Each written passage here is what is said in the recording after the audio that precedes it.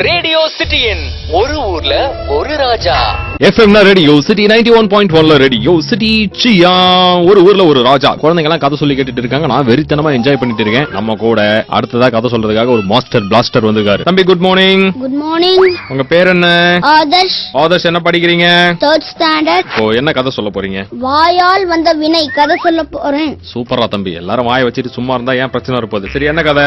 ஒரு ஊர்ல ஒரு புது பாலம் கட்டினாங்க. அந்த பாலத்தை திறக்கிறதுக்கு பெரிய பெரிய ஆபீசர் எல்லாம் வந்திருந்தாங்க. குறுக்க ஒரு ரிப்பன் கட்டி அந்த ரிப்பனை கட் பண்ணி எல்லா காரும் போக ஆரம்பிச்சது. அந்த விழாவுல ஒரு பரிசு வச்சிருந்தாங்க. அதாவது அந்த பாலத்துல 100ஆவதா வர காருக்கு 10,000 ரூபாய் பரிசு அப்படின்னு சொல்லி. அப்புறம் டைம் ஆயிட்டே இருந்துச்சு. 100ஆவதா ஒரு கார் வந்துச்சு. எல்லாம் ஓடி போய் நிறுத்தி கங்க்ராச்சுலேஷன், நீங்க ஜெயிச்சிட்டீங்க, நீங்க தான் 100ஆவது காரு, இந்தாங்க 10,000 ரூபாய் பரிசு, பணத்தை வச்சு என்ன பண்ண போறீங்க அப்படின்னு கேட்டாங்க. அதுக்கு அந்த கார் ஓடிட்டு இருந்த ஆள் சொன்னா, முதல்ல இந்த காசை வச்சு ஒரு டிரைவிங் லைசன்ஸ் வாங்கணும்.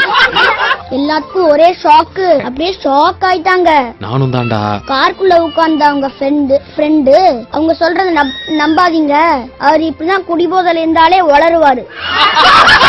லைசன்ஸும் இல்ல, சரக்கு வேறையா, ட்ரங்க் அண்ட் டிரைவா. ஆபீசருக்கு கோபம் வந்துருச்சு. ஏண்டா லைசன்ஸும் இல்ல, குடிச்சிட்டு வர வண்டி ஓட்டுறியா அப்படின்னு கேட்டாங்க. காருக்குள்ள இருந்த இன்னொரு ஃப்ரெண்டு, அவன் அப்பதான் தூங்கி எழுந்தானா. அவன் சொன்னான், அதுக்கு தாண்டா அப்பவே சொன்னேன் ரோட்ல நிக்கிற காரை திருட வேணான்னு. ஓ, காரே திருட்டுக்காரா? ஆமா. அதுக்கப்புறம் போலீஸ் அவங்கள கூட்டிட்டு போய் நல்லா செஞ்சுட்டாங்க. இதுல நம்ம என்ன செஞ்சுக்கிட்டோம்? பேச வேண்டிய நேரத்துல பேசணும், சும்மா இருக்க வேண்டிய நேரத்துல சும்மா இருக்கணும். This is the moral of the story. Yes, பிரமாதம்டா தம்பி. வேற ஏதாவது கதை இருக்கா? இங்க பக்கத்து வீட்டு கதை சொல்லட்டுமா? ஏண்டா இல்லங்க, வாண்டடா வண்டி ஏறி வர மாதிரி இருக்கு. போதுண்டா சாமி, இந்த கதை கேட்டதுக்கே எனக்கு கிறுகிறுன்னு வருது. என்ஜாய் பண்ணுங்க. FM